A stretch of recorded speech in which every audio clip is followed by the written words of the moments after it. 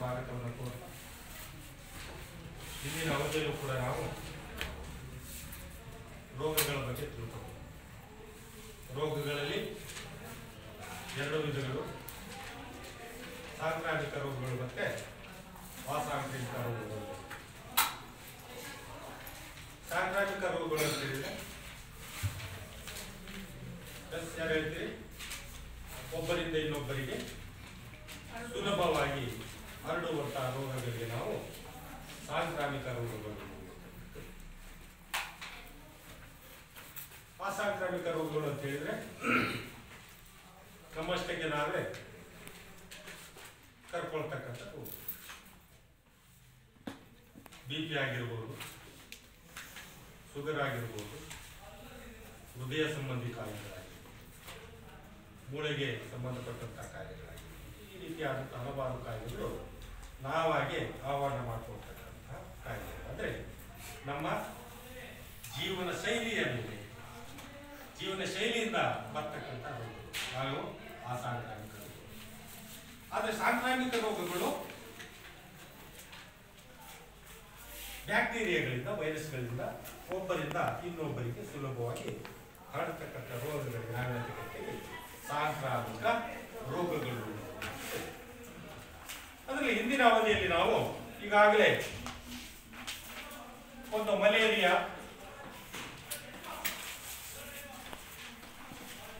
ಮತ್ತೆ ಕಾಲರಾ ರೋಗದ ಬಗ್ಗೆ, ಸಾಂಕ್ರಾಮಿಕ ರೋಗ ಆಗಿರ್ತಕ್ಕಂತಹ ಮಲೇರಿಯಾ ಮತ್ತೆ ಕಾಲರಾ ರೋಗದ ಬಗ್ಗೆ ಈಗಾಗಲೇ ನಾವು ತಿಳ್ಕೊಂಡಿದ್ದೀವಿ ಹೋದ ಅವಧಿಯಲ್ಲಿ ಅಲ್ವಾ? ತಿಳ್ಕೊಂಡಿದ್ದೀವಿ ಇಲ್ವೋ? ಹಾಗಾದ್ರೆ ಮಕ್ಕಳೇ, ಈ ಮಲೇರಿಯಾ ರೋಗ ಯಾವುದರಿಂದ ಹರಡ್ತದೆ? ಯಾರು ಹೇಳ್ತೀರಿ?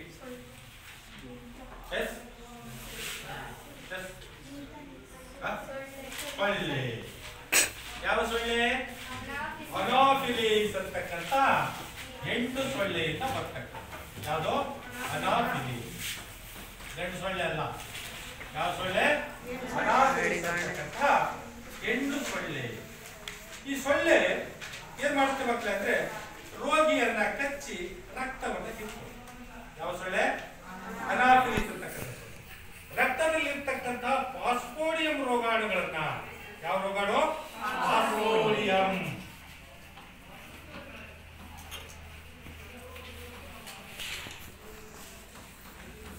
ಪಾಸ್ಮೋಡಿಯಂ ಅಂತಕ್ಕಂಥ ರೋಗಾಣು ಏನಾಗುತ್ತೆ ಮಕ್ಕಳೇ? ಸೊಳ್ಳೆಯ ದೇಹದಲ್ಲಿ ದ್ವಿಗುಣಗೊಳ್ಳುತ್ತದೆ. ಈ ಸೊಳ್ಳೆ ಆರೋಗ್ಯವಂತ ವ್ಯಕ್ತಿಯನ್ನ ಕಚ್ಚಿದಾಗ ಅವನಿಗೆ ಯಾವ ಕಾಯಿಲೆ ಬರುತ್ತೆ ಅಂತ ಹೇಳಿದ್ರೆ ಮಲೇರಿಯಾ ರೋಗ ಅಲ್ವಾ? ಹೇಗೆ ಹರಡುತ್ತದೆ, ನಿಯಂತ್ರಣಗಳೇನು ಅಂತಕ್ಕಂಥದ್ದು ಕೂಡ ತಿಳ್ಕೊಳ್ತೇವೆ. ಇನ್ನು ಮತ್ತೊಂದು ಪ್ರಶ್ನೆ ಮಕ್ಕಳೇ, ಈ ಕಾಲರಾ ರೋಗ, ಎರಡನೇ ರೋಗ ಯಾವುದು? ಕಾಲರಾ ರೋಗ. ಈ ಕಾಲರಾ ರೋಗ ಯಾವುದರಿಂದ ಹರಡುತ್ತದೆ?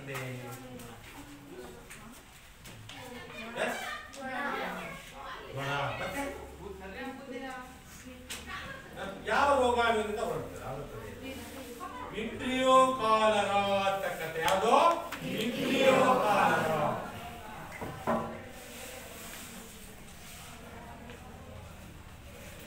ವಿಬ್ರಿಯೋ ಕಾಲರಾ ಅಂತಕ್ಕಂಥ ರೋಗಾಣುವಿನಿಂದ ಹರಡುತ್ತೆ ಅಲ್ವಾ?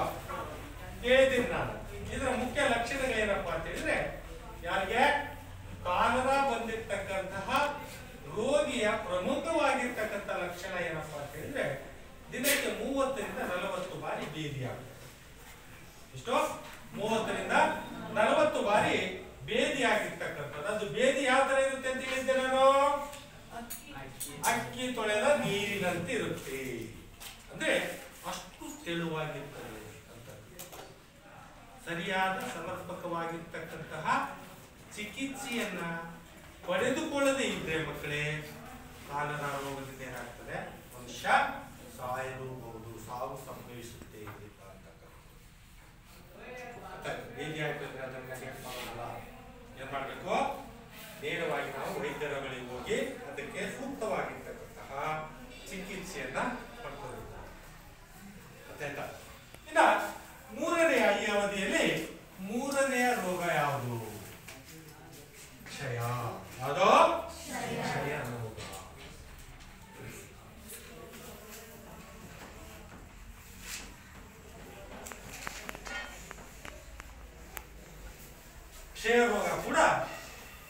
ಒಂದು ಸಾಂಕ್ರಾಮಿಕ ರೋಗ ಆಗಿದ್ದು, ಈ ರೋಗ ಯಾವುದಕ್ಕೆ ಸಂಬಂಧಪಟ್ಟಿದೆ ಅಂತ ಹೇಳಿದ್ರೆ ಮಕ್ಕಳೇ, ಶ್ವಾಸಕೋಶಕ್ಕೆ ಸಂಬಂಧಿಸಿದ ಅಂಗಗಳಲ್ಲಿ ಹಾಗೆ ಇತರ ಅಂಗಗಳಲ್ಲೂ ಕೂಡ ಈ ಕ್ಷಯ ರೋಗ ಹೆಚ್ಚಿನದಾಗಿ ಶ್ವಾಸಕೋಶಕ್ಕೆ ಸಂಬಂಧಿಸಿದಂತಹ ರೋಗ, ಸಾಂಕ್ರಾಮಿಕ ರೋಗ ಯಾವಪ್ಪ ಅಂತ ಹೇಳಿದ್ರೆ ಯಾವ ರೋಗ?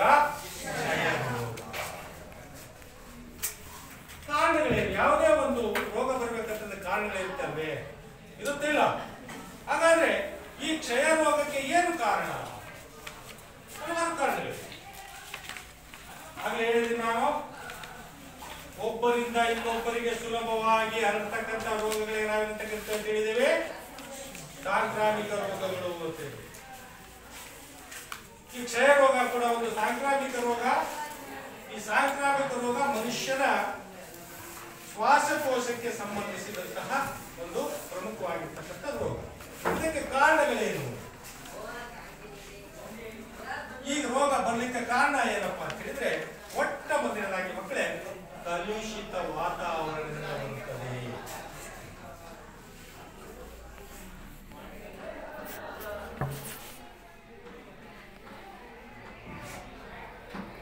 ಕಲುಷಿತವಾಗಿರ್ತಕ್ಕಂತಹ ವಾತಾವರಣ ಬರ್ತದೆ. ಈ ರೋಗ ಮಾನವರು ಮತ್ತೆ ಪ್ರಾಣಿಗಳಿಂದ ಹರಡುತ್ತೆ. ಎರಡನೇ ಕಾರಣ, ಮಾನವರು ಮತ್ತು ಪ್ರಾಣಿಗಳಿಂದ ಹರಡುತ್ತೆ.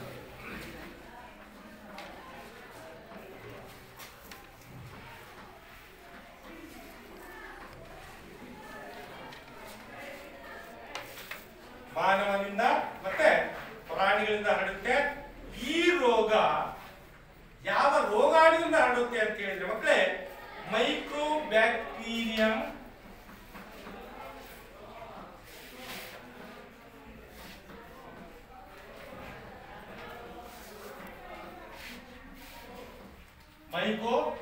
Bacterium tuberculosis.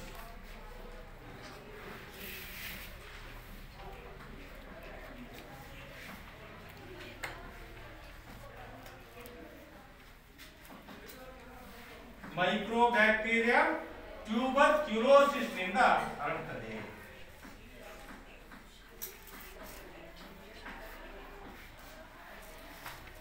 ಯಾವ್ದಿಂದ ಹರಡುತ್ತೆ ಈ ರೋಗ? ಒಂದನೇದು ಕಲುಷಿತವಾದಂತಹ ವಾತಾವರಣ, ಮಾನವರು ಮತ್ತೆ ಪ್ರಾಣಿಗಳಿಂದ ಹರಡುತ್ತದೆ. ಮೈಕ್ರೋಬ್ಯಾಕ್ಟೀರಿಯಂ ಟ್ಯೂಬರ್ಕ್ಯುಲೋಸಿಸ್ ನಿಂದ ಹರಡುತ್ತದೆ. ರೋಗಾಣು ರೋಗಿಯ ಕೆಮ್ಮಿನ ಮೂಲಕ, ಸೀನಿನ ಮೂಲಕ ತೀವ್ರವಾಗಿ ಹರಡುತ್ತದೆ. ಯಾವುದರಿಂದ? ಸೀನಿನ ಮೂಲಕ ಮತ್ತೆ ಕೆಮ್ಮಿನ ಮೂಲಕ.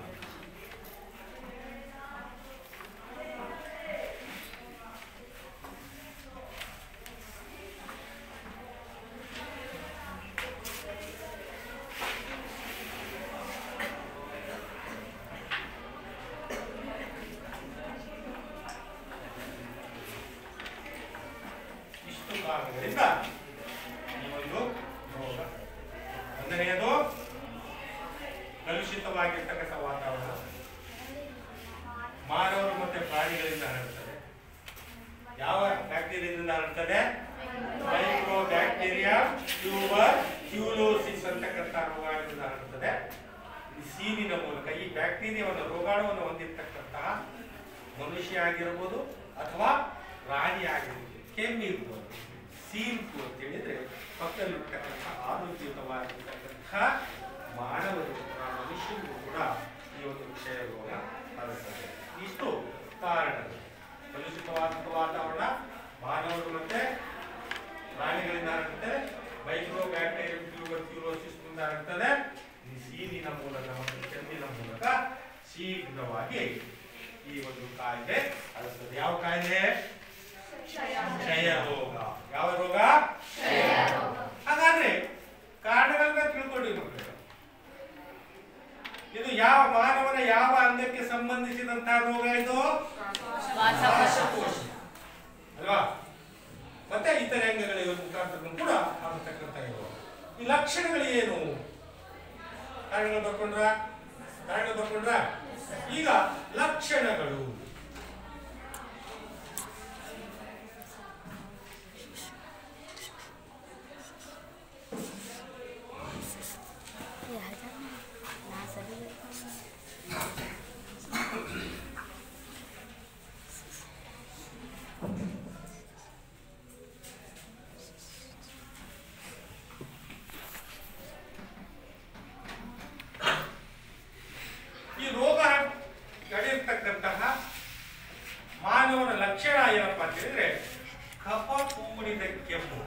ಈ ಕಡೆ.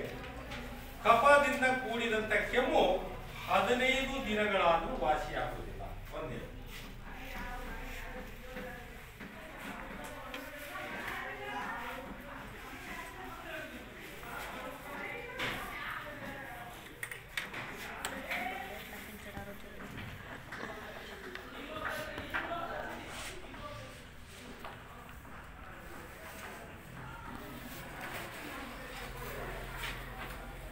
ಒಂದನೇ ಲಕ್ಷಣ.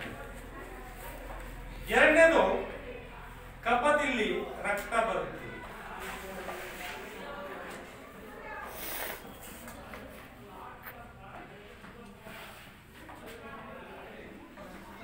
ಕಫದಲ್ಲಿ ರಕ್ತ ಬರುತ್ತೆ. ಮೂರನೇದೇನಪ್ಪ ಅಂತ ಹೇಳಿದ್ರೆ ಪದೇ ಪದೇ ಜ್ವರ ಬರುತ್ತೆ.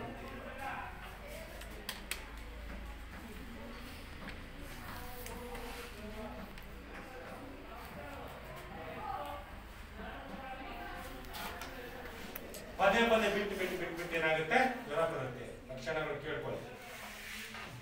ಎದೆ ನೋಯುತ್ತೆ. ಏನಾಗುತ್ತೆ? ಎದೆ ನೋಯುತ್ತೆ.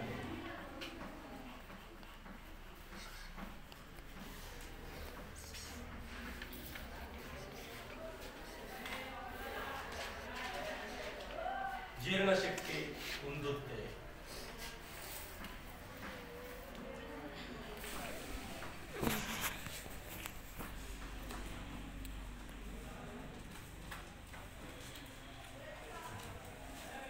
ದುರ್ಬಲತೆ ಹೆಚ್ಚಾಗ್ತಾ ಹೋಗುತ್ತೆ.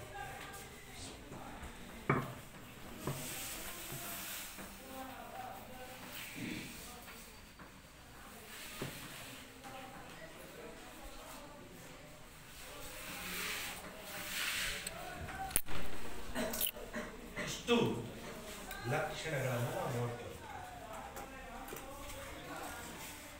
ತಿಳ್ಕೋಬೇಕು. ನಿಮ್ಮ ಮನೆಯಲ್ಲಿ ಯಾರಿಗಾದರೂ ಇಂತಹ ಲಕ್ಷಣಗಳು ಕಂಡು ಬಂದರೆ ತಕ್ಷಣವೇ ನೀವು ಸಮೀಪದ ಆಸ್ಪತ್ರೆಯ ವೈದ್ಯಾಧಿಕಾರಿಗಳನ್ನ ಭೇಟಿ ಮಾಡಿ ಚಿಕಿತ್ಸೆಯನ್ನ ಕೊಡ್ತೀವಿ. ಯಾಕೆ ಒತ್ತು ಹೇಳ್ತಾ ಇದ್ದೀವಿ ಅಂದ್ರೆ ರೋಗಗಳು ಎಲ್ಲರಿಗೂ ಬರ್ತವೆ. ತಿಳ್ಕೊಂಡಿರಿ. ರೋಗದ ಲಕ್ಷಣಗಳೇನು ಅಂತಕ್ಕಂಥ ತಿಳ್ಕೊಂಡಿರಿ. ಕಫದಿಂದ ಕೂಡಿದ ಕೆಮ್ಮು 15 ದಿನಗಳವರೆಗೂ ಕೂಡ ವಾಸಿಯಾಗಲಿದೆ. ಬರ್ತಾನೆ ಇರುತ್ತೆ ಕೆಮ್ಮು. ಕಫ ಸಮೇತ ನಾವು ವೈದ್ಯರುಗಳಿಗೆ ಹೋದಾಗ ಬರ್ತದೆ, ಸಾರ್ ಭಾರಿ ಕೆಮ್ಮು ಕಫ ಬರುತ್ತೆ, ಒಣ ಕೆಮ್ಮು ಅಂತ ಕೇಳ್ತಾರೆ. ಹೌದಲ್ಲ ಡಾಕ್ಟರ್? ಹಾಗಾಗಿ ಇಲ್ಲಿ ಕಫದಿಂದ ಕೂಡಿದ ಕೆಮ್ಮು 15 ದಿನದವರೆಗೆ ವಾಸಿಯಾಗೋದಿಲ್ಲ. ಕಫದಲ್ಲಿ ರಕ್ತ ಬರುತ್ತೆ. ಕೆಮ್ಮಿದಾಗ ಕಫದಲ್ಲಿ ರಕ್ತ ಬರುತ್ತೆ. ಪದೇ ಪದೇ ಬಿಟ್ಟು ಜ್ವರ ಬರುತ್ತೆ. ಎದೆ ಕೆಮ್ಮಿ ಏನಾಗ್ತದೆ? ನೋವು. ಎದೆಯಲ್ಲಿ ನೋವು ಬರುತ್ತೆ. ಜೀರ್ಣಶಕ್ತಿ, ಊಟ ಮಾಡಿರ್ತಕ್ಕಂಥದ್ದು ಜೀರ್ಣ ಆಗಲ್ಲ, ಅಸಿಡಿಟಿ ಆಗ್ತದೆ. ಇನ್ನ ದುರ್ಬಲತೆ, ಸುಸ್ತು. ಇಷ್ಟು ಈ ಒಂದು ರೋಗದ ಲಕ್ಷಣ. ಯಾವ ರೋಗದ ಲಕ್ಷಣ ಇದು? ಕ್ಷಯ ರೋಗದ ಲಕ್ಷಣ. ಇನ್ನ ಹರಡುವಿಕೆಯ ವಿಧಾನಗಳನ್ನ ನಾವು ನೋಡೋದಾದ್ರೆ ಹೇಗೆ ಕಾಣುತ್ತದೆ? ಕಾರಣಗಳನ್ನ ನೋಡಿದ್ವಿ, ಲಕ್ಷಣಗಳನ್ನು ನೋಡಿದ್ವಿ. ಈಗ ಹರಡುವಿಕೆಯ ವಿಧಾನ ಯಾವ ರೀತಿಯಾಗಿ ಹರಡ್ತದೆ ಆಗ ನೋಡಿ. ರೋಗಿ ಎಲ್ಲೆಂದರಲ್ಲಿ ಉಗುಳುವುದರಿಂದ, ಎಲ್ಲೆಂದರಲ್ಲಿ ಸೀನುವುದರಿಂದ ಈ ರೋಗ ಹರಡ್ತದೆ. ಯಾವುದು? ಕ್ಷಯ ರೋಗಿ ಯಾವುದರಿಂದ ಬರ್ತದೆ ಅಂತ ಹೇಳಿದೆ ನಾನು? ಯಾವ ಬ್ಯಾಕ್ಟೀರಿಯಾದಿಂದ ಬರುತ್ತೆ ಅಂತ ಹೇಳಿದೆ? ಮೈಕ್ರೋ ಬ್ಯಾಕ್ಟೀರಿಯಾ ಟ್ಯೂಬರ್ ಕ್ಯೂರೋಸಿಸ್ ಅಂತಕ್ಕಂತಹ ಬ್ಯಾಕ್ಟೀರಿಯಾದಿಂದ, ರೋಗಾಣುವಿನಿಂದ ಬಂದಂತಹ ಈ ಒಂದು ಕಾಯಿಲೆ ಅಥವಾ ರೋಗ ಬಂದಿರ್ತಕ್ಕಂಥ ವ್ಯಕ್ತಿ ಎಲ್ಲಿ ಬೇಕು ಅಲ್ಲಿ ಉಗುಳೋದ್ರಿಂದ, ಪಬ್ಲಿಕ್ ಸ್ಥಳಗಳಲ್ಲಿ ಮತ್ತೆ ಎಲ್ಲಿ ಬೇಕಲ್ಲಿ ಸೀನುವುದರಿಂದ ಈ ಒಂದು ರೋಗ ಹರಡ್ತದೆ. ಈಗ ಸೀನುವಾಗ ಮತ್ತೆ ಕೆಮ್ಮುವಾಗ ಏನ್ ಮಾಡ್ಬೇಕು? ರೋಗಿ ಬಾಯಿಗೆ ಬಟ್ಟೆಯನ್ನ ಅಡ್ಡವಾಗಿ ಇಟ್ಟುಕೊಳ್ಳದೆ ಇರೋದ್ರಿಂದ ರೋಗ ಹರಡ್ತದೆ. ಕೆಮ್ಮೋದು ಆವಾಗ ಏನ್ ಮಾಡ್ಬೇಕು? ಅವನು ಸೀನುವಾಗ ಮತ್ತೆ ಕೆಮ್ಮುವಾಗ ಒಂದು ಕಚ್ಚಿ ಕೋರಿಗಳನ್ನು ಇಟ್ಕೊಂಡು ಅವರು ಕೆಮ್ಮು. ಹಾಗೇನೆ ಕೆಮ್ಮಿದ ಅಂದ್ರೆ ಅಕ್ಕಪಕ್ಕದಲ್ಲಿ ಇರೋದಕ್ಕೂ ಕೂಡ ಈ ಒಂದು ರೋಗ ಬರ್ಬೋದು. ಇನ್ನ ಒಂದೇ ಸಿಗರೇಟು ಮತ್ತೆ ಹುಕ್ಕ ದುಃಖ ಮುಂತಾದವುಗಳನ್ನು ಹಲವಾರು ಮಂದಿ ಸೇದುವುದರಿಂದ ಈ ರೋಗ. ಕೆಲವರು ಏನ್ ಮಾಡ್ತಾರೆ, ಒಂದು ಸಿಗರೇಟ್ 10 ಜನ ಹಳ್ಳಿಗಳಲ್ಲಿ ನೋಡಿರುವುದು ಹುಕ್ಕ ಸೇದುವುದು ಅಂತ ಹೇಳಿ ನೋಡಿದ್ದೀರಾ? ಗೊತ್ತಿದೆಯಲ್ವಾ? ಹುಕ್ಕ ಸೇದುವುದು ಅಂದ್ರೆ ಯಾವ್ದೋ ಒಂಥರ ರೌಂಡ್ ಮಾಡ್ಕೊಂಡು ಅದ್ರಲ್ಲಿ ಏನೋ ಹಾಕೊಂಡು ಎಳಿತಾರೆ. ಇರ್ತಕ್ಕಂಥ ಸುತ್ತ ಕೂರಿಸ್ಕೊಂಡು ಹುಕ್ಕ ಎಳಿಲಿಕ್ಕೋಸ್ಕರ ಅವ್ರೇನ್ ಮಾಡಿರ್ತಾರೆ, ಸ್ನೇಹಿತರನ್ನ ಇಟ್ಕೊಂಡಿರ್ತಾರೆ. ಎಲ್ಲರೂ ಬಂದು ಆ ಟೈಮಲ್ಲಿ ಹಾಜಿರಿರು. ಆ ರೀತಿ ಈಗ ಕಡಿಮೆ ಆಗಿದೆ. ಮೊದಲೆಲ್ಲ ನಾವು ನೋಡಿ ನಮ್ಮ ಪೂರ್ವಜರು ಅವರೆಲ್ಲ ಮಾಡ್ತಕ್ಕಂಥದ್ದನ್ನ ಹುಕ್ಕ ಸೇದೋದನ್ನ ನಾವು ನೋಡಿ ಆ ರೀತಿ ಈ ಒಂದು ರೋಗ ರೋಗವನ್ನು ಹೊಂದಿರತಕ್ಕಂಥ ವ್ಯಕ್ತಿ ಎಲ್ಲೆಂದರಲ್ಲಿ ಉಗುಳೋದ್ರಿಂದ ಈ ರೋಗ ಆಗ್ತದೆ. ಮುಖಕ್ಕೆ ಅಥವಾ ಬಾಯಿಗೆ ಅಡ್ಡ ಬಟ್ಟೆ ಇಟ್ಕೊಳ್ಳದೆ ಸೀಳೋದ್ರಿಂದ ಕೆಮ್ಮೋದ್ರಿಂದ ಈ ರೋಗ ಆಗ್ತದೆ. ಒಂದೇ ಸಿಗರೇಟ್ ಅನ್ನ ಹೆಚ್ಚು ಸೇದೋದ್ರಿಂದ ಹುಕ್ಕವನ್ನು ಸೇದೋದ್ರಿಂದ ಈ ರೋಗ ಆಗುತ್ತದೆ. ಇನ್ನ ನಿಯಂತ್ರಣ ಹೇಗಪ್ಪ? ಈ ರೋಗದ ನಿಯಂತ್ರಣ ಹೇಗ್ ಮಾಡಬಹುದು ಅಂತ ಹೇಳಿದ್ರೆ, ಪ್ರಕರಣ ಇದನ್ನ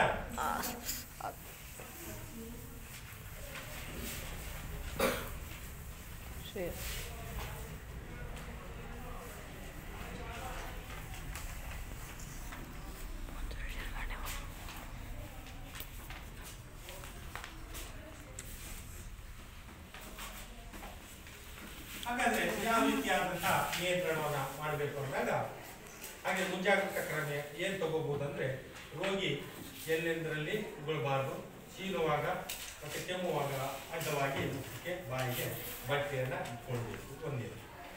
ಎರಡನೇದು, ಕ್ಷಯ ರೋಗವನ್ನ ಟ್ಯೂಬರ್ಕ್ಯುಲಿನ್ ಅಥವಾ ಡಿಪಿಡಿ ಪ್ಯೂರಿಫೈಡ್ ಪ್ರೋಟೀನ್ ಡಿರೈವೇಟಿವ್ ಪರೀಕ್ಷೆಯಿಂದ ತಿಳಿಬಹುದು. ನೋಡಿ, ಹಾಗಾದ್ರೆ ಕ್ಷಯ ರೋಗ ಬರ್ತಕ್ಕಂಥ ವ್ಯಕ್ತಿಯನ್ನ ಯಾವ ಪರೀಕ್ಷೆಯ ಮೂಲಕ ಅವನಿಗೆ ಕ್ಷಯ ರೋಗ ಬಂದಿದೆ ಅಂತ ಹೇಳಿದ್ರೆ, ನೋಡಿ ಮಕ್ಕಳೇ, ಡಿಪಿಡಿ ಯಾವುದು? ಡಿಪಿಡಿ ಮತ್ತೆ ಪ್ಯೂರಿಫೈಡ್ ಪ್ರೋಟೀನ್ ಡಿರೈವೇಟಿವ್ ಅಂತ ಹೇಳಿ ಡಿಪಿಡಿ ಅಂದ್ರೆ. ಡಿಪಿಡಿ ಅಂದ್ರೆ ಪ್ಯೂರಿಫೈಡ್ ಪ್ರೋಟೀನ್ ಡಿರೈವೇಟಿವ್.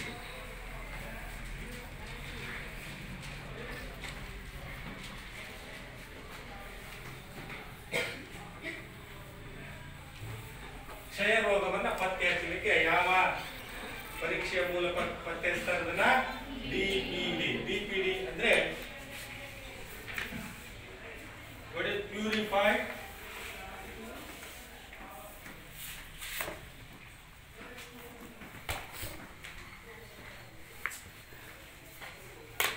ಪ್ರೋಟೀನ್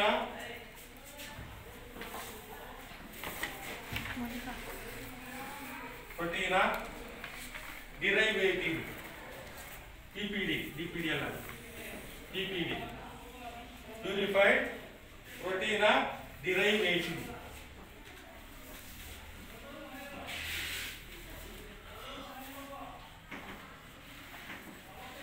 ಪಿಪಿಡಿ ಪರೀಕ್ಷೆ ಮೂಲಕ, ಪ್ಯೂರಿಫೈಡ್ ಪ್ರೋಟೀನ್ ಡಿರೈವೇಟಿವ್ ಪರೀಕ್ಷೆ ಮೂಲಕ ಈ ಕ್ಷಯ ರೋಗವನ್ನ ಪತ್ತೆ ಹಚ್ಚಲಾಗ್ತದೆ ಮಕ್ಕಳೇ. ಇನ್ನು 30 ವರ್ಷ ವಯಸ್ಸಿನ ಒಳಗಿನವರೆಲ್ಲ BCG ಚುಚ್ಚುಮದ್ದನ್ನು ಹಾಕಿಸ್ಕೊಳ್ಬೇಕು. ಎಷ್ಟು ವರ್ಷದೊಳಗೆ? 30 ವರ್ಷ ವಯಸ್ಸಿನ ಒಳಗಿನವರೆಲ್ಲ BCG ಚುಚ್ಚುಮದ್ದನ್ನು ಹಾಕಿಸ್ಕೊಳ್ಬೇಕು. ಈಗ BCG ಚುಚ್ಚುಮದ್ದು 30 ಅಲ್ಲ, 18 ವರ್ಷದೊಳಗೆ ಎಲ್ಲ ಚುಚ್ಚುತ್ತಾರೆ ಅಲ್ವಾ? ನರ್ಸ್ಗಳು ಬಂದು ಎಲ್ಲ ಮುಂದೆ ರೋಗಗಳು ಹರಡಬಾರದು ಅಂತೇಳಿ ನಿಮ್ಗೆ ಇಂಜೆಕ್ಷನ್ ಕೊಡ್ತಾರೆ. ಹಾಗೇನೆ ರೋಗದ ಚಿಹ್ನೆಗಳು ಕಂಡು ಕೂಡಲೇ ಎಲ್ಲಿಗೆ ಹೋಗ್ಬೇಕು? ವೈದ್ಯರ ಬಳಿ ಹೋಗಿ ಇದಕ್ಕೆ ಸೂಕ್ತವಾದಂತಹ ಚಿಕಿತ್ಸೆಯನ್ನು ಪಡೆದುಕೊಂಡಿದ್ದಾದರೆ ನಾವು ಕ್ಷಯ ರೋಗದಿಂದ ಏನನ್ನ ಮುಕ್ತಿಯನ್ನ ಪಡೆಯಬೇಕು. ಇಷ್ಟು ಕ್ಷಯ ರೋಗದ ಕಾರಣಗಳು, ಲಕ್ಷಣಗಳು, ಅಡುಗೆಯ ವಿಧಾನ ಮತ್ತೆ ಮುಂಜಾಗ್ರತಾ ಕ್ರಮ ಯಾವ ರೀತಿಯಾಗಿ ತಗೋಬೇಕು ಅಂತಕ್ಕಂಥದ್ದು ನಾವು ಇನ್ನು ನೆಕ್ಸ್ಟ್ ವಿಷಮ ಶೀತ ಜ್ವರ. ಯಾವುದು? ವಿಷಮ ಶೀತ ಜ್ವರ.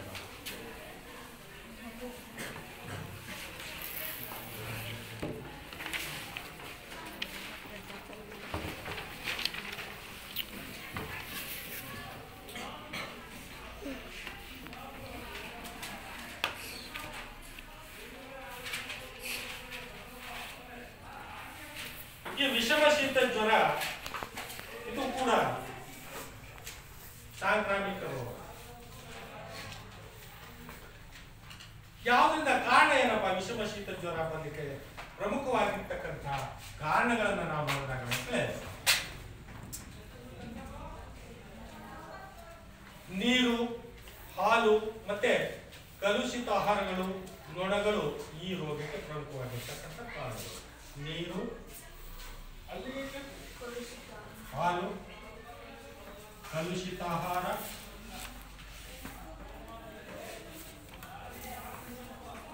ಮತ್ತು ನೊಣ.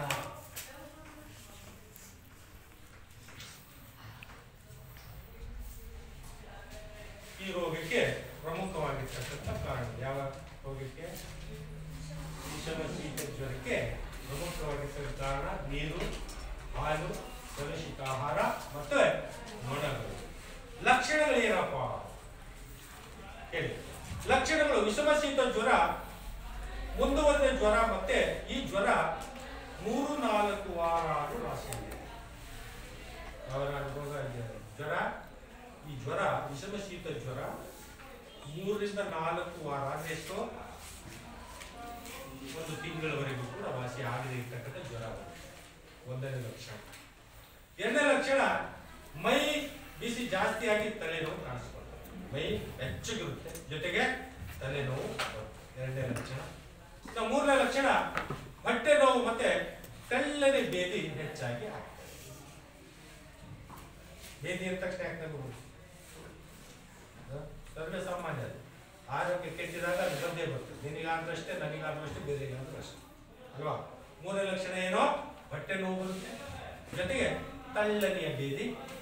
ಇದು 3 ಲಕ್ಷಣಗಳು ವಿಷಮ ಶೀತ ಜ್ವರದ ಲಕ್ಷಣ. ಒಂದೇದು 3-4 ವಾರಗಳ ಕಾಲ ಜ್ವರ ವಾಸಿಯಾಗದೇ ಇಲ್ಲ. ಎರಡನೇದು ಮೈ ಬಿಸಿಯಾಗಿರ್ತದೆ, ತಲೆನೋವು ಬರ್ತದೆ. ಎರಡನೇದು. ಮೂರನೇದು ಹೊಟ್ಟೆ ನೋವು ಮತ್ತೆ ತಳ್ಳನೆ ಬೇದಿ ಹೆಚ್ಚಾಗಿ ಆಗ್ತಕ್ಕಂಥದ್ದು ಇದರ ಲಕ್ಷಣ. ಇನ್ನು ಮಕ್ಕಳೇ, ಹೇಗೆ ಹರಡುತ್ತಪ್ಪ ಅಂತ ಹೇಳಿದ್ರೆ, ಈ ರೋಗ ವಿಷಮ ಶೀತ ಜ್ವರಾಣುಗಳಿಂದ ಉಂಟಾಗ್ತದೆ. ವಿಷಮ ಶೀತ ಜ್ವರಾಣು.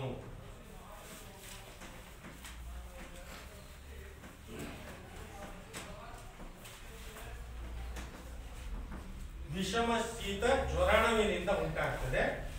ಈ ರೋಗಾಣು ರೋಗಿಯ ಮಲಮೂತ್ರದಲ್ಲಿ ಹೊರಬೀಳ್ತದೆ. ನೋಡಿ, ಎಲ್ಲಿಂದ ಬೀಳುತ್ತಪ್ಪ ಅಂತ ಹೇಳಿದ್ರೆ, ಅವನು ಇದಕ್ಕೆ ಹೋದಾಗ ಅದರ ಮೂಲಕ ಹೊರಬರ್ತದೆ.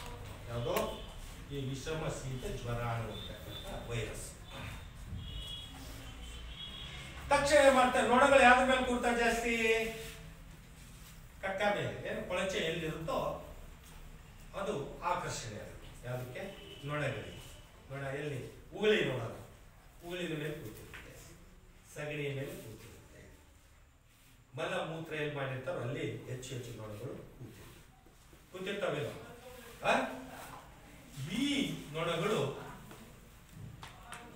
ಈ ರೋಗವನ್ನು ಏನ್ ಮಾಡ್ತದೆ? ಹರಡ್ತಕ್ಕಂಥ ವಾಹಕಗಳು. ಯಾವುದು? ನೊಣಗಳು ವಿಷಮ ಶೀತ ಜ್ವರದ ವಾಹಕಗಳು. ಈ ರೋಗವನ್ನ ಹರಡಿಸುವ ಪದಾರ್ಥ ಅಂತ ಹೇಳಿದ್ರೆ ನೀರು, ಹಾಲು ಮತ್ತೆ ಕಲುಷಿತವಾಗಿರ್ತಕ್ಕಂಥ ಆಹಾರ. ಕಲುಷಿತ ಅಂದ್ರೆ ಕೆಟ್ಟ ಆಹಾರ, ಕೆಟ್ಟ ನೀರು ಮತ್ತೆ ಕೆಟ್ಟಂತ ಹಾಲು ಪ್ರಮುಖವಾಗಿರ್ತಕ್ಕಂಥ. ಆಹಾರದ ಮೇಲೆ ನೊಣಗಳು ಕೂಡ್ತವೆ, ಹಾಲಿನ ಮೇಲೆ ನೊಣಗಳು ಕೂಡ್ತವೆ. ಕೂಡ್ತವಿಲ್ಲ?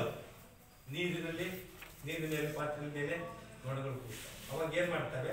ಮಲಮೂತ್ರದ ಮೇಲೆ ಕೂತಿರ್ತಕ್ಕಂತಹ ನೊಣಗಳು ಕಾಲುಗಳ ಮುಖಾಂತರವಾಗಿ ಏನ್ ಮಾಡ್ತಾರೆ? ರೋಗಗಳು ಅದರಲ್ಲಿರುತ್ತೆ, ಅಲ್ಲಿ ಹೋಗಿ ಕೂತಾಗ ಅಲ್ಲಿ ರೋಗಗಳು ಏನಾಗ್ತವೆ? ಹೆಚ್ಚಾಗಿ. ಅದನ್ನು ತಿನ್ನೋದ್ರಿಂದ, ನೀರನ್ನು ಕುಡಿಯೋದ್ರಿಂದ, ಕಲುಷಿತವಾದಂಥ ಆಹಾರವನ್ನು ಸೇವಿಸುವುದರಿಂದ ನಮಗೇನಾಗುತ್ತೆ? ಈ ರೋಗ ಬರ್ತದೆ. ಯಾವುದರಿಂದ ಬರ್ತದೆ ಅಂತ ಹೇಳಿದ್ರೆ ವಿಷಮ ಶೀತ ಜ್ವರಾಣು ಅಂತಕ್ಕಂಥವು ಹೇಗೆ ಬಿಡುಗಡೆ ಆಗುತ್ತಪ್ಪ ಅಂತ ಹೇಳಿದ್ರೆ ಆ ರೋಗಿಯ ಮಲಮೂತ್ರದಿಂದ ಈ ರೋಗಾಣುಗಳು ಹೊರಗೆ ಬರ್ತವೆ. ಅವುಗಳ ಮೇಲೆ ಸೊಳ್ಳೆ ಯಾವುದೇ ನೊಣ ಕೂಡ್ತಾರೆ. ನೊಣ ಕೂತು ಒಳ್ಳೊಳ್ಳೆಯ ಆಹಾರ ಪದಾರ್ಥಗಳ ಮೇಲೆ ಕೂತಾಗ ಅದನ್ನು ನಾವು ಸೇವಿಸಿದಾಗ ಅದು ನಮಗೆ ರೋಗ ಬರ್ತದೆ ಅಂತ. ಇನ್ನ ನಿಯಂತ್ರಣ ಮತ್ತು ಅವುಗಳಿಗಾಗಿ ಯಾವ ರೀತಿಯಾದಂತಹ ಮುಂಜಾಗ್ರತಾ ಕ್ರಮವನ್ನು ನಾವು ತಗೋಬಹುದು ಅಂತ ಹೇಳಿದ್ರೆ, ಮತ್ತೆ ರೋಗಿಯ ಮಲಮೂತ್ರವನ್ನ ನೀರಿನ ಎಡೆಗಳಿಂದ ದೂರ ಇರಲಿ, ಅದನ್ನ ಸುಡಬೇಕು. ನೋಡಿ, ನೀರಿನಿಂದ ದೂರ ಇಡಬೇಕು.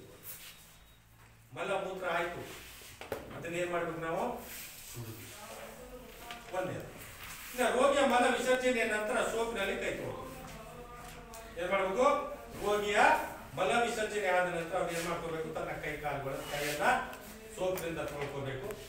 ಕಾಯಿಸಿ ಆರಿಸಿದ ನೀರನ್ನ ಕುಡಿಬೇಕು. ತಣ್ಣನೆ ನೀರು ಕುಡಿಬಾರ್ದು. ಯಾವತ್ತೂ ಕೂಡ ನಾವು ಎಂತ ನೀರನ್ನ ಕುಡಿಬೇಕು? ಮುಖ್ಯ ಕಾಯಿಸಿ ಆರಿಸಿದ ನೀರನ್ನ ಕುಡಿಬೇಕು. ಹಾಲನ್ನ ಚೆನ್ನಾಗಿ ಕಾಯಿಸಿ ಬಳಸಬೇಕು. ಹಾಗೆ ಹೇಳಿದೆ ನಾನು, ನೀರು, ಹಾಲು ಮತ್ತೆ ಕಲುಷಿತವಾಗಿರ್ತಕ್ಕಂಥ ಆಹಾರದಿಂದ ಈ ರೋಗ ಬರ್ತದೆ. ವಿಷಮ ಶೀತ ಜ್ವರಾಣುವಿನಿಂದ ಈ ರೋಗ ಬರ್ತದೆ. ಈ ರೋಗವನ್ನು ಹೊಂದಿರತಕ್ಕಂತಹ ರೋಗಿಯ ಮಲಮೂತ್ರದ ಮೂಲಕ ರೋಗಾಣುಗಳು ಉತ್ಪತ್ತಿಯಾಗಿ ಯಾವುದೋ ನೊಣಗಳು ಈ ರೋಗದ ವಾಹಕಗಳಾಗಿದ್ದಾವೆ. ಇನ್ನ ಪರಿಸರವನ್ನು ನಾವು ವಾಸಿಸುವಂತಹ ಪರಿಸರವನ್ನು ನಾವು ಚೆನ್ನಾಗಿಟ್ಕೊಳ್ಬೇಕು. ಈ ವಿಷಮ ಶೀತ ಜ್ವರದ ವಿರುದ್ಧ ಇನಾಕ್ಯುಲೇಷನ್ ಮಾಡಿಸ್ಕೊಳ್ಬೇಕು. ಮತ್ತೆ ಆಹಾರ ವಸ್ತುಗಳನ್ನು ಮುಚ್ಚಿಡಬೇಕು. ಯಾವಾಗಲೂ ಕೂಡ ನಾವು ಬಿಸಿಯಾದಂತಹ ಆಹಾರವನ್ನು ನಾವು ಸೇವಿಸಬೇಕು. ಬಿಸಿ ಬಿಸಿ ಇರಬೇಕು ಅಲ್ವಾ? ಬೆಳಿಗ್ಗೆ ಮಾಡಿದ್ದು ಸಂಜೆ ತಿನ್ನೋದು. ಆದ್ರೂ ಅದನ್ನ ಏನ್ ಮಾಡ್ಬೇಕು? ನಾವು ಮುಚ್ಚಿಟ್ಟಿರ್ಬೇಕು. ತೆರೆದ ನಾವು ಹೇಳ್ತೀವಿ, ನಿಮ್ಗೆ ಹೇಳ್ತಾರೆ ಏನಂತ? ತೆರೆದ ಆಹಾರವನ್ನ ಸೇವಿಸಬಾರದು. ಏಕೆ? ತೆರೆದಿಟ್ಟ ಆಹಾರವನ್ನ ನಾವು ಸೇವಿಸಬಾರದು. ಏಕೆ ಅಂತ ಹೇಳಿದ್ರೆ ಇಂತಹ ಕಾಯಿಲೆಗಳು ಉತ್ಪತ್ತಿ ಆಗಲಿಕ್ಕೆ ಪ್ರಮುಖವಾಗಿರ್ತಕ್ಕಂಥ ಕಾರಣಗಳು ಇರ್ತವೆ. ನಾವು ಆಹಾರವನ್ನು ತೆರೆದಿಟ್ಟು ಅಂತ ಹೇಳಿದ್ರೆ ನೊಣಗಳ ಮೇಲೆ ಕೂಡ್ತವೆ, ರೋಗಾಣು ಹರಡುತ್ತದೆ, ನಾವು ರೋಗಿಗಳಾಗ್ತೇವೆ. ಆಯ್ತಾ? ಇಷ್ಟು ವಿಷಮ ಶೀತ ಜ್ವರಕ್ಕೆ ಕಾರಣಗಳು ಮತ್ತೆ ಮುಂಜಾಗ್ರತಾ ಕ್ರಮಗಳು.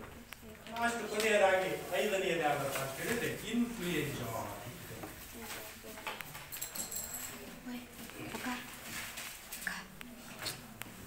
ಯಾವ ರೋಗ ಇದು? ಇನ್ಫ್ಲೂಯೆನ್ಸಾ. ಶಾರ್ಟ್ ಆಗಿದ್ರೆ ಫ್ಲೂ ರೋಗ ಅಂತ. ಫ್ಲೂ ರೋಗ ಅಂತ ಹೇಳುವುದನ್ನ ನಾವು ಕರಿತೀವಿ. ಈ ಇನ್ಫ್ಲೂಯೆನ್ಸಾ ಕೂಡ ಒಂದು ಸಾಂಕ್ರಾಮಿಕ ರೋಗ. ಇದನ್ನು ನಾವು ಫ್ಲೂ ಅಂತಕ್ಕಂಥ ಸಂಕ್ಷಿಪ್ತ ಹೆಸರಿನಿಂದ ಇದನ್ನು ನಾವು ಕರೀತೀವಿ. ಪ್ರಮುಖವಾಗಿರ್ತಕ್ಕಂಥ ಕಾರಣ ಯಾವುದರಿಂದ ಬರುತ್ತೆ ಈ ರೋಗ? ಪ್ರಮುಖವಾಗಿರ್ತಕ್ಕಂಥ ಕಾರಣ ಏನಪ್ಪಾ ಅಂತ ಹೇಳಿದ್ರೆ ಕಲುಷಿತವಾಗಿರ್ತಕ್ಕಂತಹ ವಾತಾವರಣ.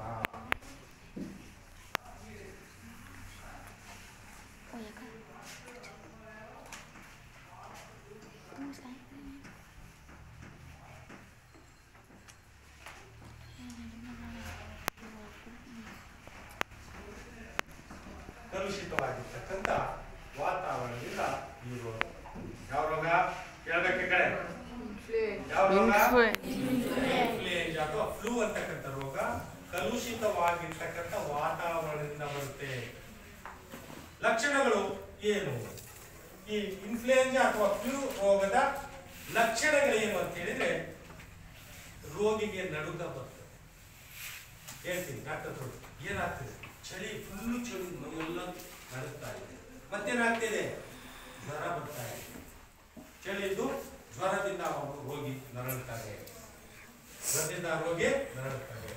ಜೊತೆಗೆ ಇನ್ನೊಂದು ಲಕ್ಷಣ ಏನಪ್ಪಾ ಅಂತಂದ್ರೆ ಗಂಟಲು ಮತ್ತೆ ತೊಲೆನೋವು ಉಂಟಾಗ್ತದೆ. ಗಂಟಲು ಆಗ್ತದೆ, ತಲೆನೋವು ಉಂಟಾಗ್ತದೆ, ನಡುಕು ಬರ್ತದೆ, ಮತ್ತೆ ಜ್ವರ, ಭಯಂಕರವಾದಂತ ಜ್ವರ ಬರುತ್ತೆ.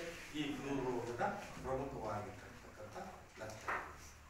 ಗಂಟಲು ನೋವು, ಗಂಟಲು ನೋಯ್ತದ, ತಲೆ ನೋಯ್ತದ, ಡಾಕ್ಟರ್ ಕೇಳಿ ಅಲ್ವಾ? ಯಾಕೆ ಅಂತ ಹೇಳಿದ್ರೆ ಈ ಫ್ಲೂ ರೋಗದ ಲಕ್ಷಣಗಳು ಏನಾದ್ರು ಇರಬಹುದು ಅಂತ ಹೇಳ್ಬಿಟ್ಟು ವೈದ್ಯರು ಮಾಡ್ತಾ ನಮ್ಮನ್ನ ಕೇಳ್ತಕ್ಕಂಥದ್ದನ್ನ ನಾವು. ಹರಡ್ತಕ್ಕಂಥ ವಿಧಾನ ಏನಪ್ಪಾ ಅಂತ ಹೇಳಿದ್ರೆ ಗಾಳಿಯ ಮೂಲಕ. ಯಾವ್ದ್ರ ಮೂಲಕ? ಗಾಳಿಯ ಮೂಲಕ ರೋಗಿಯೇ ರೋಗಾಣುಗಳನ್ನ ಹರಡ್ತಾರೆ. ರೋಗಿನೇ ಈ ರೋಗಾಣು ಹರಡ್ತಾರೆ. ಹಾಗೆ ರೋಗಿಯ ನೇರ ಸಂಪರ್ಕದಿಂದಲೂ ಕೂಡ ಈ ರೋಗ ಹರಡ್ತದೆ.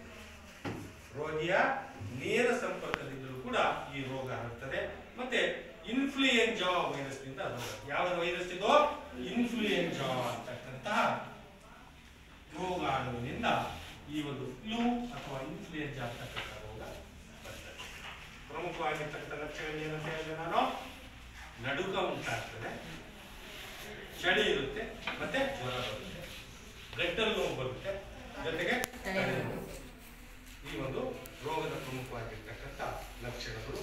ಹೇಗೆ ಹರಡುತ್ತಪ್ಪ ಅಂತ ಹೇಳಿದ್ರೆ ಗಾಳಿಯ ಮೂಲಕ ರೋಗಿಯೇ ಇನ್ಫ್ಲೂಯೆಂಜಾ ಅಂತಕ್ಕಂಥ ರೋಗಾಣುವನ್ನು ಹೊಂದಿರ್ತಕ್ಕಂಥ ರೋಗಿಯ ಮೂಲಕವೇ ಗಾಳಿಯ ಮೂಲಕ ಉಸಿರಾಡುವಂತ ಗಾಳಿಯ ಮೂಲಕವೇ ಈ ರೋಗ ಆಗುತ್ತದೆ. ಹಾಗೆಯೇ ರೋಗಿಯ ನೇರ ಸಂಪರ್ಕದಿಂದಲೂ ಕೂಡ ಈ ಒಂದು ರೋಗ ಹರಡುತ್ತದೆ. ಇನ್ನು ಇನ್ಫ್ಲೂಯೆಂಜಾ ವೈರಸ್ನಿಂದ ಈ ರೋಗ ಹರಡುತ್ತದೆ ಅಂತಕ್ಕಂಥದ್ದು ನೀವು ಹೇಳಿದೆ. ಇನ್ನು ನಿಯಂತ್ರಣ ಮತ್ತೆ ಅವುಗಳಿಗೆ ಮುಂಜಾಗ್ರತಾ ಕ್ರಮಗಳೇನು ಹಾಗಾದ್ರೆ ನೋಡಿ, ರೋಗಿ ಬಳಸಿದ ವಸ್ತುಗಳಿಂದ ಮತ್ತು ರೋಗಿಯ ಸಂಪರ್ಕದಿಂದ ನಾವೇನ್ ಮಾಡಬೇಕು, ದೂರ ಇರಬೇಕು. ಅವನು ಯಾವ ಬಟ್ಟೆ ಅವನ ಜೊತೆ ಕೂಡೋದಾಗಲಿ, ಅವನ ಜೊತೆಗೆ ಊಟ ಮಾಡೋದಾಗಲಿ ಅಥವಾ ಅವನ ಜೊತೆಗೆ ಮಲಗುವುದಾಗಲಿ ನಾವು ಅವನಿಂದ ಏನಿರಬೇಕು, ದೂರ ಇರಬೇಕು. ಒಂದನೇ. ಎರಡನೇದು, ಸೀನುವಾಗ ಕೆಮ್ಮುವಾಗ ಕರವಸ್ತ್ರ, ಸೀನುವಾಗ ಕೆಮ್ಮುವಾಗ ಬಾಯಿ ಹತ್ರ ಏನು ಇಟ್ಕೋಬೇಕು, ಅವನು ಕರವಸ್ತ್ರ ಅಂದ್ರೆ ಖರ್ಚಿ ಇಟ್ಕೋಬೇಕು ಬಾಯಿ ಹತ್ರ.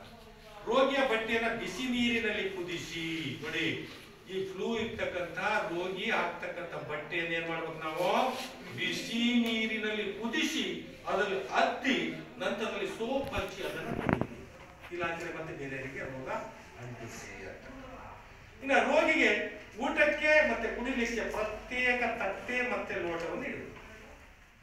ಏನ್ ಮಾಡ್ಬೇಕು, ಆ ಫ್ಲೂ ಇರ್ತಕ್ಕಂತಹ ರೋಗಿ ಬಳಸುವಂತಹ ಊಟ ಮಾಡ್ಲಿಕ್ಕೆ ಏನ್ ಕೊಡ್ತೀವಿ, ಅವನಿಗೆ ತಟ್ಟೆ ಕೊಡ್ತೀವಲ್ವ, ಕುಡಿಲಿಕ್ಕೆ ಲೋಟ ಕೊಡ್ತೀವಿ, ಏನಾಗಿರ್ಬೇಕು, ಪ್ರತ್ಯೇಕವಾಗಿ ಇಟ್ಟಿರ್ಬೇಕು. ಅದನ್ನ ತಕ್ಷಣವೇ ಬೇರೆ ಯಾರು ಕೂಡ ಅದನ್ನ ಉಪಯೋಗ ಮಾಡುವ ಹಾಗಿಲ್ಲ.